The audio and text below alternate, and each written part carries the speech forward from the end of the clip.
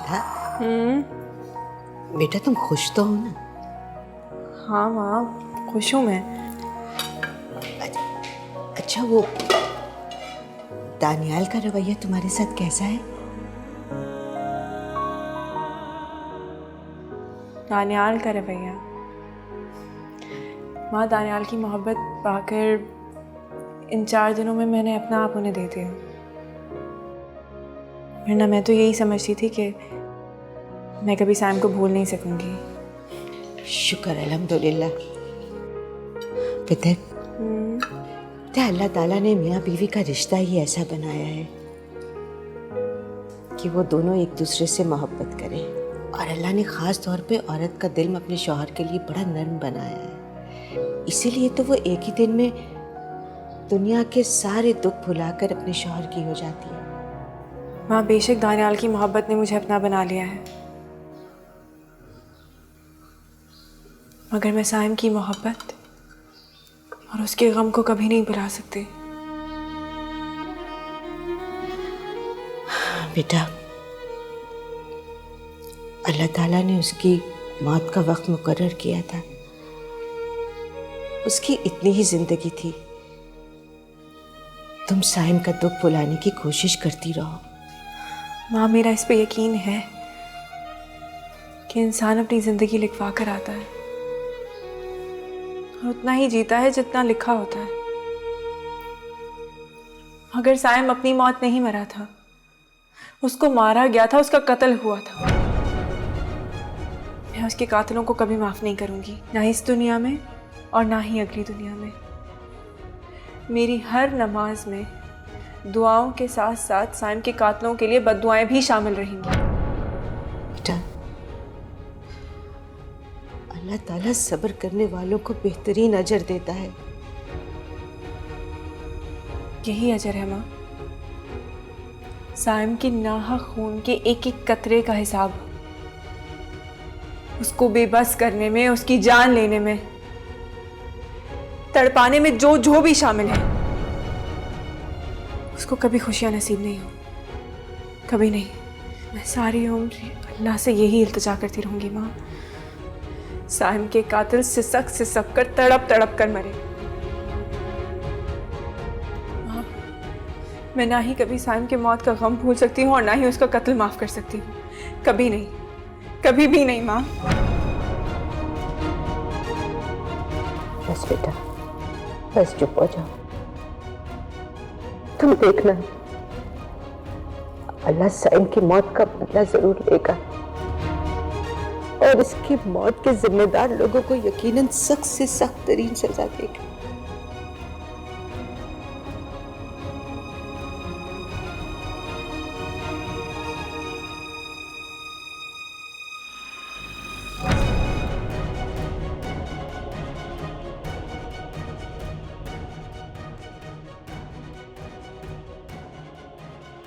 तानिया, आप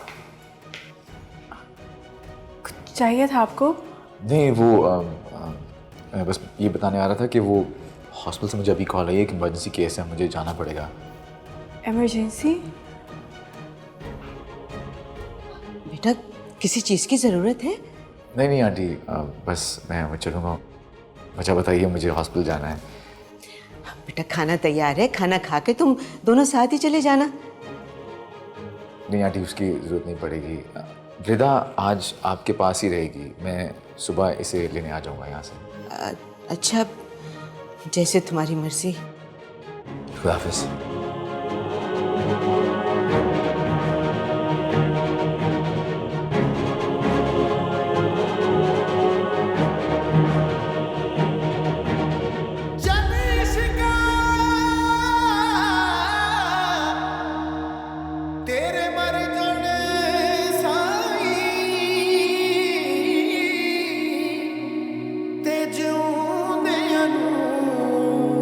मार मुकावे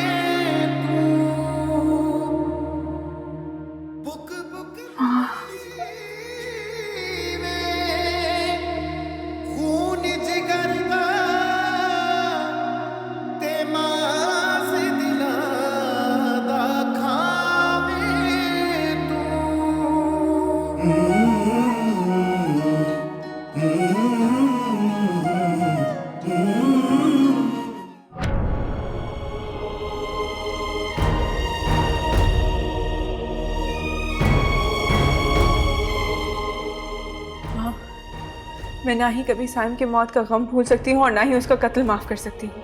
कभी नहीं, कभी भी नहीं माँ।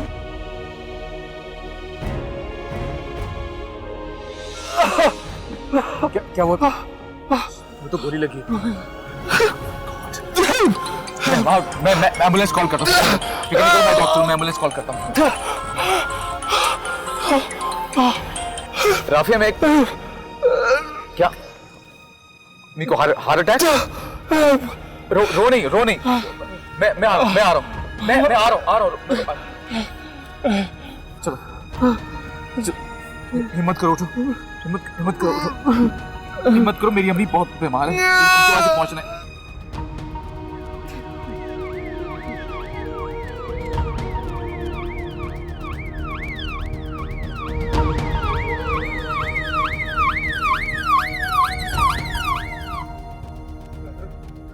सॉरी मेरे दोस्त, पुलिस आ रही है, वो तुम्हें ले जाएगी अस्पताल। तुम बस उठे रहो, बस आंखें खोले रखो अपनी। वो आ रही है, तुम्हें ले जाएगी। मैं बल्कि एम्बुलेंस को कॉल करता हूँ। आई एम सॉरी, मेरी माँ को मेरी जरूरत है। आई एम रियली सॉरी मेरे दोस्त। I am so sorry. Ambulance आ जाएगी, फिक्र मत करो, जागे रहो।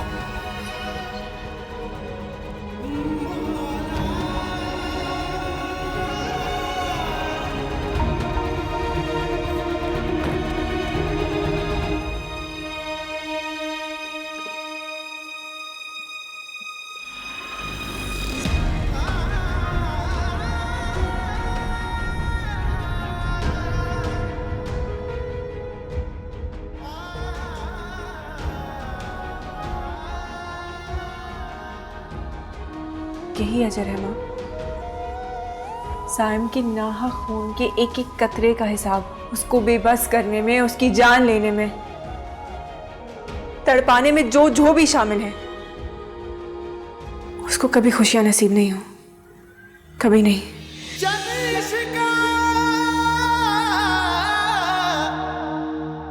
तेरे मर जाने साई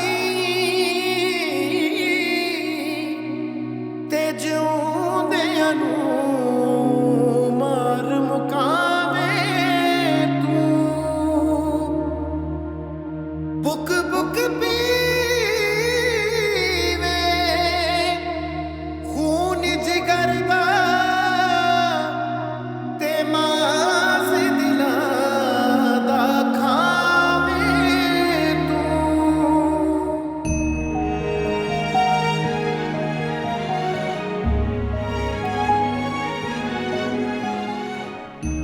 तुम्हारी शादी का एल्बम? हाँ, ये यहाँ रखा हुआ था और दानियाल भी यहीं बैठे थे। शायद वो ये एल्बम देख रहे थे। रिदा, कहीं वो ये देखकर परेशान तो नहीं हो गया और इसी की वजह से अचानक तो नहीं चला गया? नहीं माँ, ना हमने उनसे कुछ छुपाया है और ना ही कोई झूठ बोला है, तो वो ये देख के परेशान क्यों होंगे या नाराज भी क्यों होंगे? नहीं बेटा, नहीं। देखो, वो एक मर्द है, तुम्हारा शौहर है, और किसी भी शौहर में इतना बड़ा ज़र्फ नहीं होता कि वो अपनी बीवी को किसी और के साथ।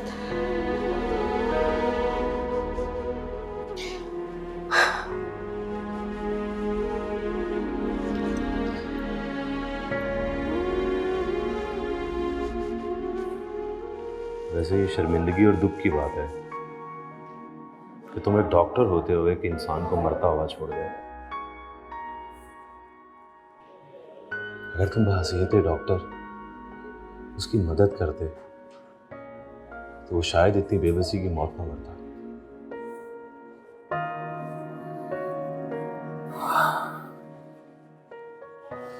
लेकिन मैं तुम्हें साइम की मौत का कसूरवार नहीं समझता। तुमने उसे कुछ नहीं किया, गोली तो उसे कोई और लोग मार के गए थे। मारने वाले तो मार कर चले गए थे यार, लेकिन मदद तो उसने मुझसे मांगी थी। वो बेबसी की मौत सिर्फ मेरी वजह से मरा है। वो कैसे? यार वो गोली लगने के बाद जिंदा था और मुझसे जिंदगी की भीख मांग रहा था। उसे मुझे सब कुछ भूल भाल के उसकी मदद करनी चाहिए थी। हालांकि अम्मी हॉस्पिटल में थी, फिर भी रफिया थी उनके पास, उनकी जान बचाने के लिए कई डॉक्टर्स भी मौजूद थे। लेकिन साहिब उस वक्त सड़क पर अकेला, लाचार, जरूरत थी उसे मेरी। लेकिन मैं सिर्फ एक जज्बाती बेटा होकर वहां से भाग गया। एक फर्ज था मेरा डॉक्टर की हैसियत से, वही भूल गया मैं। एनीवे, जो होना था वो हो गया। दुख और पछतावे के अलावा और कुछ नहीं है। साहिम की मौत का दुख मेरे लिए एहसास जुर्म बन चुका है। मुझे लगता है कि रिदा का मुजरिम मैं हूं। दानियाल, तुम रिदा के मुजरिम नहीं हो।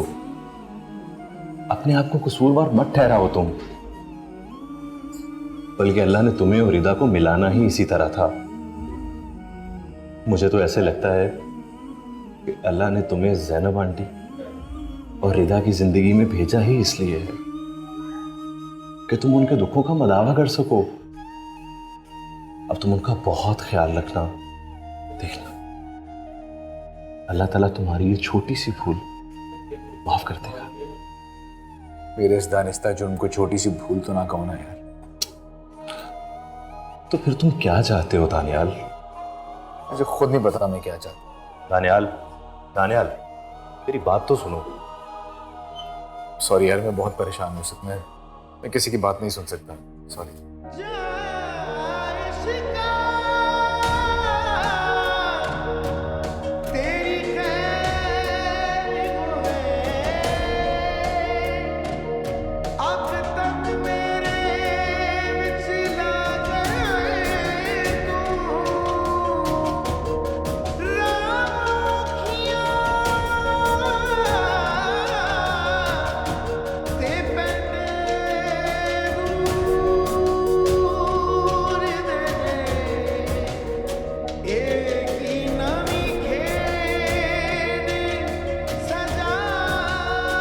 बेटा, बेटा परेशान क्यों हो रही हो? दानियाल आ जाएगा। हाँ माँ, आ जाएंगे इंशाल्लाह, खैरियत ही होगी। अब तो खुद भी देख लिया है मैंने कि डॉक्टर जब इमरजेंसी में होते हैं तो उन्हें पेशेंट के अलावा कुछ नहीं सोचता। कोई बात नहीं, थोड़ी देर के बाद फिर ट्राई कर लेना।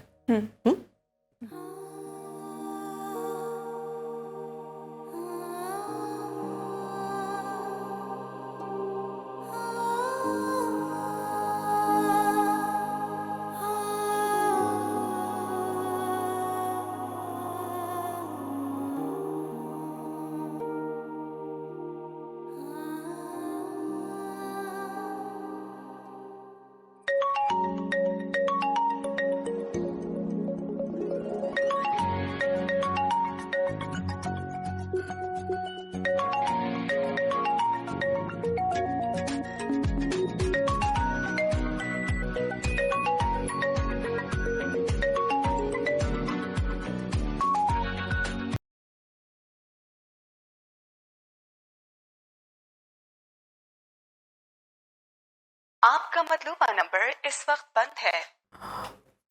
माँ, वो फोन नहीं उठा रहा है। बेटा वो वाकया में ही किसी इमरजेंसी में बिजी होगा। अल्लाह खैर करेगा। अल्लाह खैर करेगा। तुम थोड़ी देर के बाद दोबारा ट्राई कर लेना। हाँ, परेशान ना हो। हाँ माँ, आप भी रेस्ट करें, मैं थोड़ी देर में आ जाती हूँ।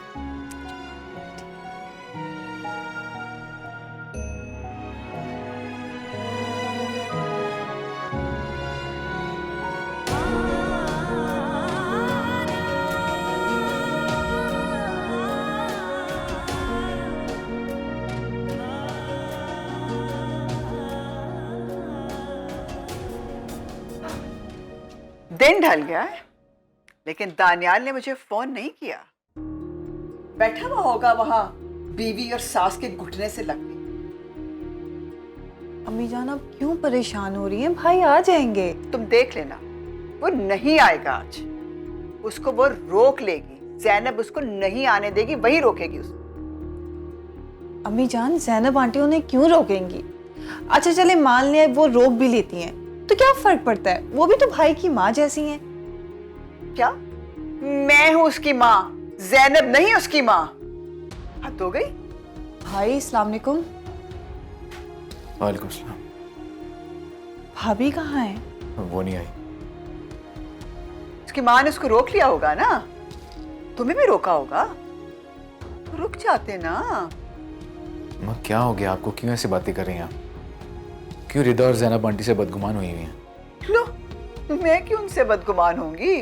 तो फिर ऐसी बातें आप क्यों कर रही हैं? 2 दिनों से आप इतने गुस्से में, इतना क्यों बदल गई हैं आप? मैं बदल गई हूँ?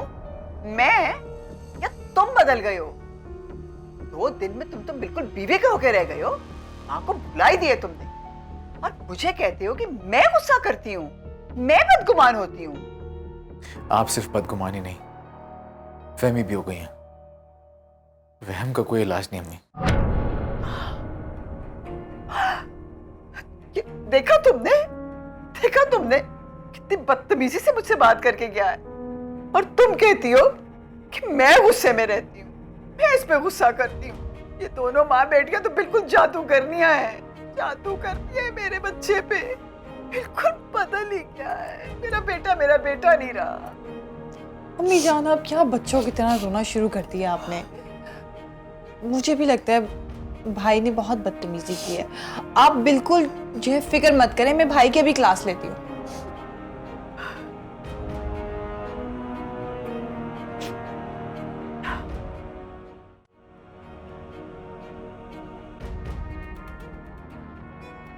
मैं बदल गई हूँ? मैं या तुम बदल गए हो? 2 दिन में तुम तो बिल्कुल बीवी के होके रह गए हो। माँ को भुला ही दिए तुमने, और मुझे कहते हो कि मैं गुस्सा करती हूँ, मैं बदगुमान होती हूँ।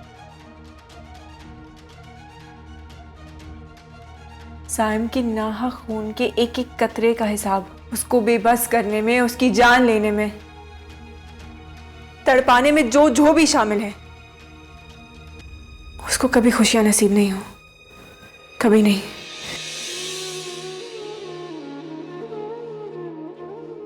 भाई ये क्या पागलपन है? आपने स्मोकिंग फिर से शुरू कर दी?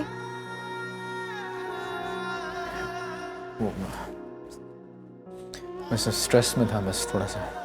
वो तो आपके मुंह पे 12 बजे हुए और मुझे नजर भी आ रहे हैं। अब आप मुझे इसकी वजह भी बता दें। अब याद आया मुझे, आपके साथ भाभी क्यों नहीं आई? भाई मैं आपसे बात कर रही हूँ। क्या बात है? अब आप मुझे परेशान लग रहे हैं। बहुत गिल्टी फील कर रहा हूँ मैं। भाई आप गिल्टी फील कर रहे हैं, मगर क्यों?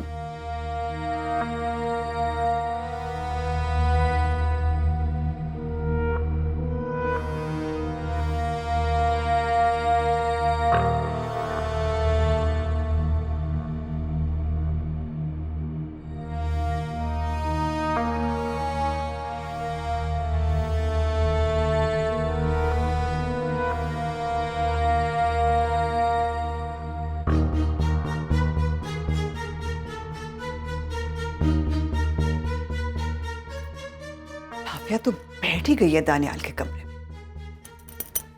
पता नहीं क्या बातें कर रहे होंगे दोनों बहन भाई। एक तो ये रिदा जब से हमारी जिंदगी में आई है, मेरे दोनों बच्चे मुझसे दूर कर दिए इसने। एक तो दानियाल को भी देखो ना, इस बुरी तरह से रिदा की मोहब्बत में गिरफ्तार हो गया है। और राफिया, उसको तो रिदा की हिमायत के अलावा काम ही कोई नहीं। चेक करना पड़ेगा। देर से बातें कर रही। तुम नहीं जानती मैं रिदा का कितना बड़ा मुजरिम हूं।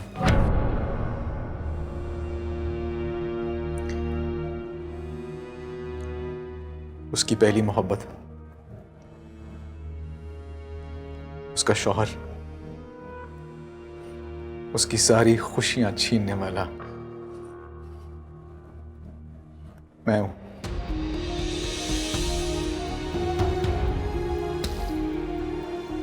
मैं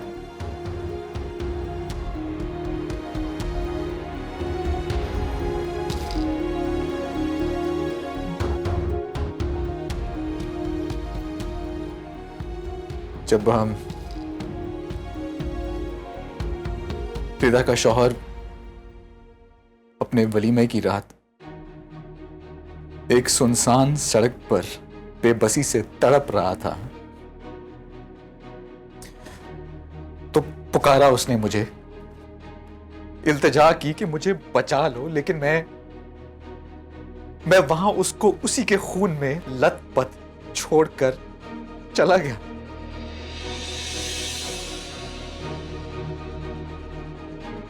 इंसानियत की खिदमत करने का दावा करने वाला, कसम उठाने वाला ये डॉक्टर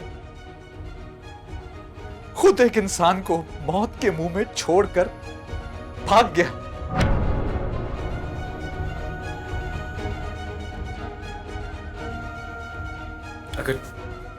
अगर उस रात मैं अगर रिदा के हस्बैंड को बचा लेता ना, तो आज रिदा बेवा ना होती। ये जो जिल्लत उठाती है, वो जिस रुसवाई का सामना करना पड़ता है उसे, जो वो ताने सुनती है हर वक्त, उसका जिम्मेदार मैं हूं। मैं बहुत बुरा हूं, बहुत बुरा।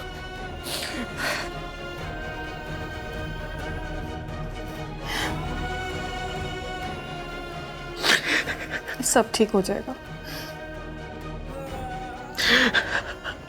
सब ठीक हो जाएगा भाई, हौसला रखें, सब ठीक हो जाएगा।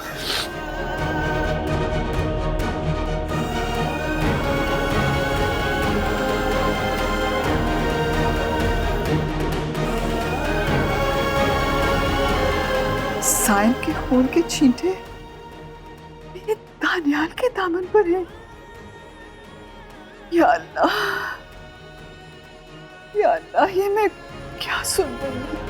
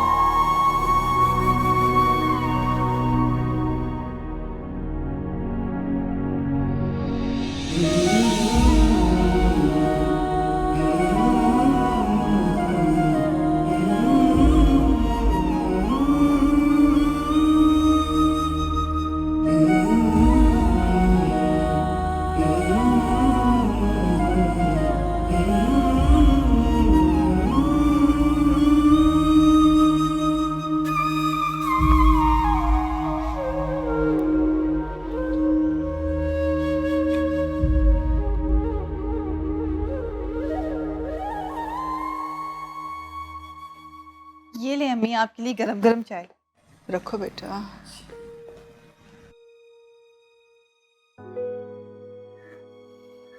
बेटा, दानियाल क्या कर रहा है? अम्मी भाई तो सारी रात से जाए नमाज पर बैठे हैं। हाय अल्लाह, मेरे बच्चे को माफ कर दे, उससे क्या गलती हो गई है। बेटा जाकर जरा भाई को देखो। जी अम्मी, मैं उन्हीं के पास जा रही हूँ।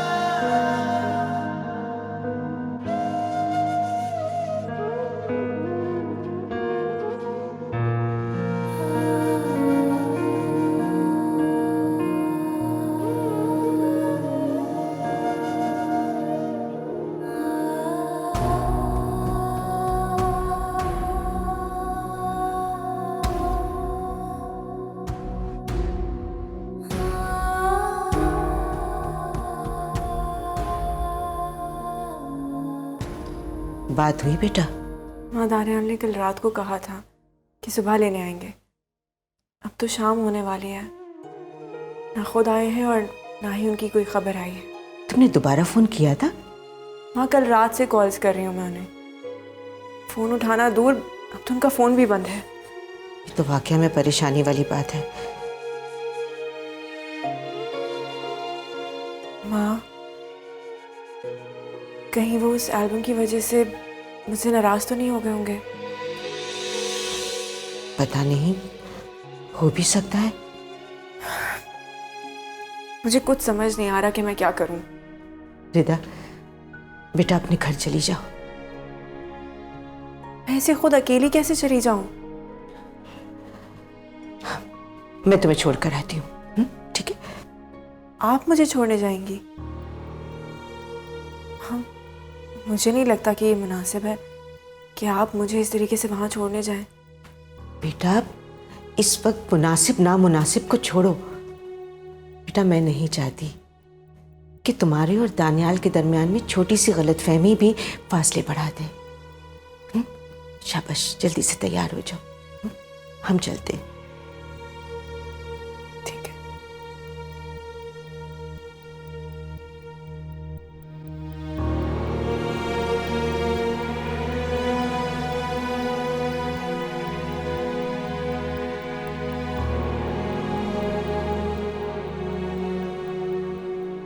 बेगम साहिबा, नाश्ता तैयार है।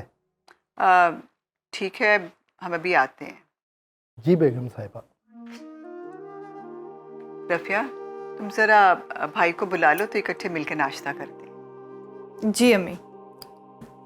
मुझे देर हो रही है हॉस्टल के लिए, मैं वहीं कुछ खा लूंगा। खुदा हाफिज।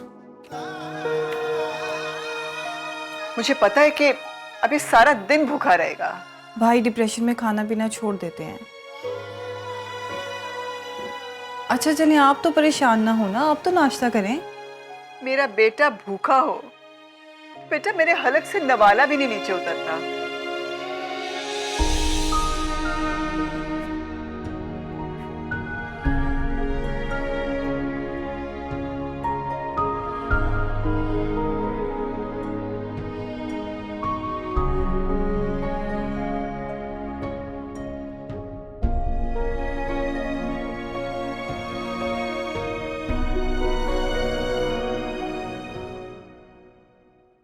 दानियाल, तुम खामखा डिप्रेशन में जा रहे हो।